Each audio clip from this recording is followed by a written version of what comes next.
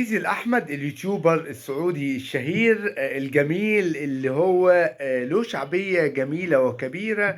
خبر وفاته أحزننا جميعا، لأنه قدم كتير من المحتوى المضحك والكوميدي والحاجة الجميلة كده اللذيذة يعني.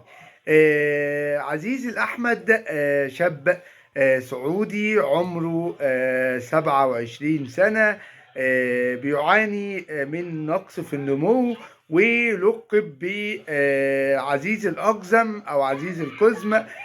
قدم محتوى على اليوتيوب، جعله من مشاهير السوشيال ميديا، ويوتيوبر من أعظم وأجمل اليوتيوبر اللي موجودين على موقع اليوتيوب.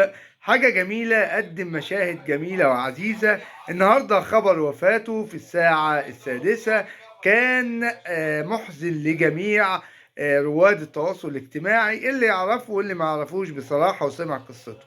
بس تداول على مواقع التواصل الاجتماعي السوشيال ميديا انه توفى عن طريق فياجرا وعن طريق مش عارف ايه، وعن حاجات كلها ملهاش علاقة بالموضوع خالص.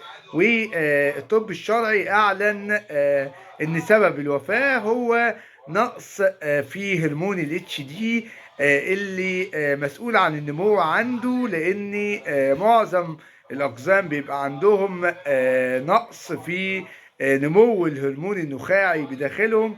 ولما يحصل فيه اضطرابات ممكن يوقف عضلة القلب ووظائف الجسم ويؤدي للوفاة. وده اللي تم مع عزيز الأقزم. ربنا يرحمه ويرحمنا جميعا، والسلام عليكم.